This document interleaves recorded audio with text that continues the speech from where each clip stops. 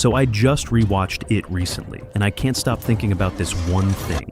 Why is Pennywise a clown? I mean, seriously, think about it. This thing can be anything. An ice cream man, a superhero, so why a creepy clown?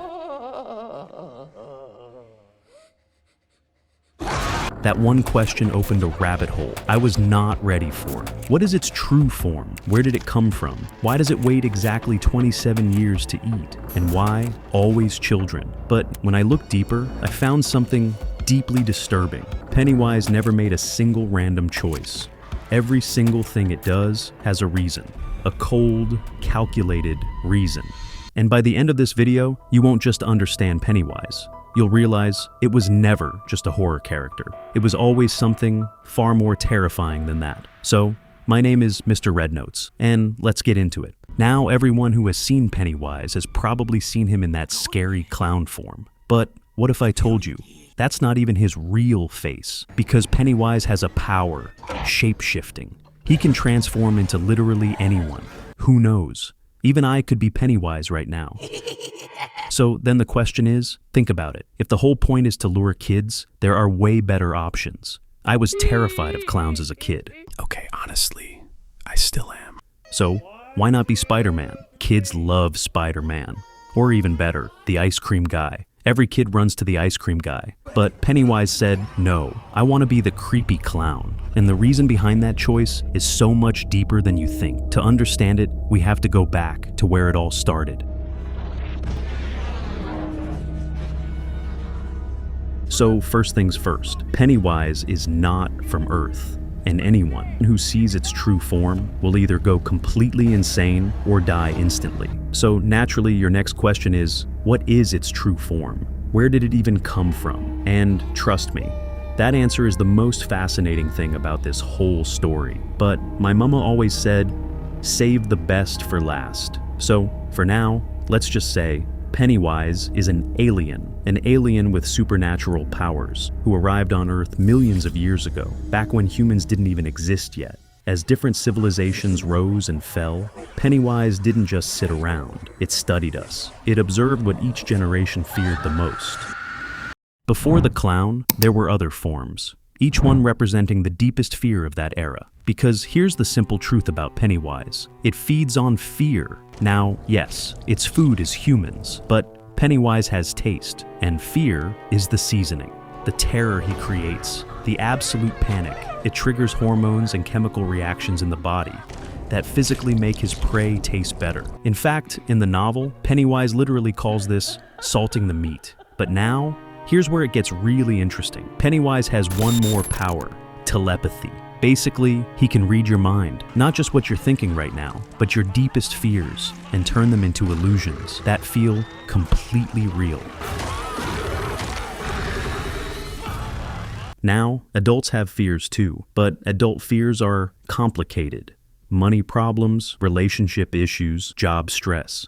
How do you turn that into a scary monster? But a child fears the monster under the bed, the dark shadow in the hallway, and kids are way easier to scare too. Their minds are open. Every fear hits them completely. For Pennywise, that's not just easy, that's a 5-star meal waiting to happen. So think about it. Easy to scare, easy to approach, easy to manipulate. Children are not just Pennywise's preferences, they are the perfect prey. And that is exactly why Pennywise always chooses children. But now comes the real question. How do you get close to a child? You can't just walk up to a kid looking like a monster. They'll just run. Pennywise needed something that children are naturally drawn to. Something designed to make kids walk towards it, not away. And that's exactly when Pennywise spotted him. Bob Gray, a circus performer, a clown right there in Derry. And what Pennywise did next was one of the most calculated moves you'll ever hear. It studied him, like a proper nerd doing research. It watched how Bob interacted with children, how kids would run towards him, how their faces lit up with joy and trust. Joy and trust. Exactly what Pennywise needed to get close to its prey. So after studying Bob Gray in complete detail, Pennywise made its move. It took the form of a boy and asked Bob, the human Pennywise, to help him search his mother. Bob went to investigate, and that was the last anyone ever saw of Bob Gray. Pennywise killed him, devoured him, and stole his entire identity, his face, his costume, his smile, and just like that, Pennywise the dancing clown was born. Now you might think, okay, that's already pretty calculated, but what Pennywise did next makes this look like nothing, because its next move was planned 27 years into the future. It follows a cycle. Every 27 years, it wakes up, comes out, terrorizes Derry, feeds on children, and once it's satisfied, it goes back to sleep for another 27 years. And when I found this out, my first question was, why 27 years? I mean, it could be 5 years, 10 years, even 50 years. But why exactly 27?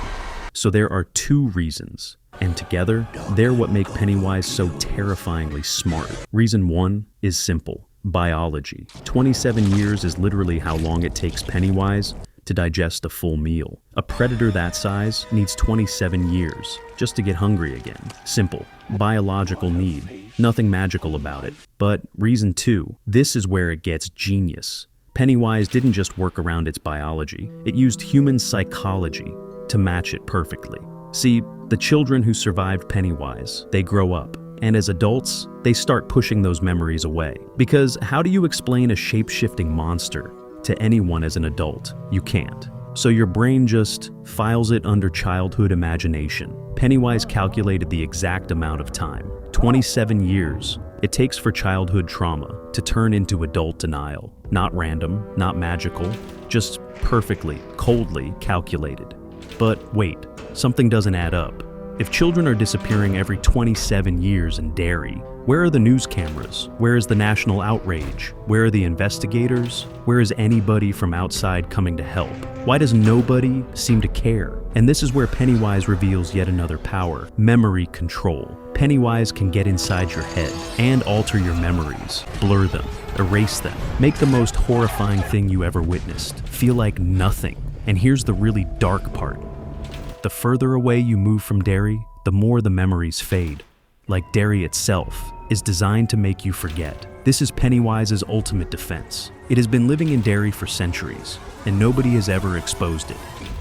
Not the people inside Derry, not the world outside, because nobody remembers enough to tell the story. And the saddest part of all this, the people of Derry walk past the dead bodies of their own neighbors, their own children, people they loved, but they can do nothing, not even grieve properly, because there can be tears rolling down their face, and they won't even remember who they are crying for. That hit me really hard when I realized it. Okay, so at this point, I was frustrated. Who is this thing really? Why so much cruelty? Where did it even come from? And when I finally found the answer, every single thing Pennywise ever did suddenly made complete sense. So to understand this, we have to go way beyond Earth, beyond our universe, beyond everything we know. There is a dimension that exists outside of our entire reality. No time, no space, just an endless void. It is called the macroverse. Now don't scratch your head. I'll make it simple. Think of the macroverse as a home for cosmic gods and creatures. This place was created by a mysterious higher being simply known as the Other. And the Other created two cosmic gods. First, Maturin, the turtle, the god of creation. And second, It, the Deadlights, the god of destruction, the eater of worlds. Two brothers, two sides of the same coin. The Other made them for one reason: balance. The universe needs to be born, and the universe needs to be consumed. Now here's where it gets absolutely wild. According to the Pennywise lore, our universe was created by a stomach ache. It's not a joke, I am dead serious. Maturin the turtle was just sitting in the macroverse one day and got a massive stomach ache. The pain got so bad, he vomited. And everything he threw up became our universe, our galaxies, our Earth, us. So according to this lore, we are literally cosmic vomit. I don't know how to feel about that, honestly. But anyway, since the universe now existed, the Deadlights started doing exactly what it was created to do: consume it. Millions of years ago, an asteroid hit Earth, and that asteroid carried the Deadlights straight to our planet.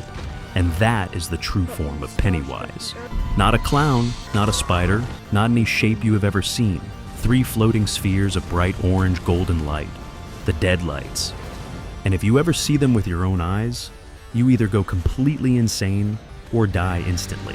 So, this cosmic god of destruction crash landed on Earth millions of years ago, studied human fear across generations, killed a clown to get close to children, feeds every 27 years, controls the memories of an entire town.